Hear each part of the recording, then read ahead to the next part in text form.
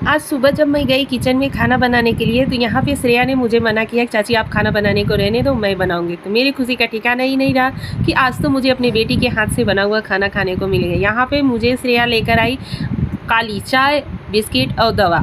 और यहाँ पे जब मैं चाय पी रही थी तो दीक्षा का रिएक्शन देखो, ये मुझे बार बार टच करके पूछ रही थी मम्मा आपका तबीयत कैसा है। बच्चों का केयर करते करते मैं खुद ही बीमार पड़ गई। और यहाँ पे दिच्छू का खुद ही तबीयत खराब है, लेकिन लाडो रानी मेरे पीछे ही परेशान रहती हैं कि मेरी मम्मी जल्द से जल्द ठीक हो जाए।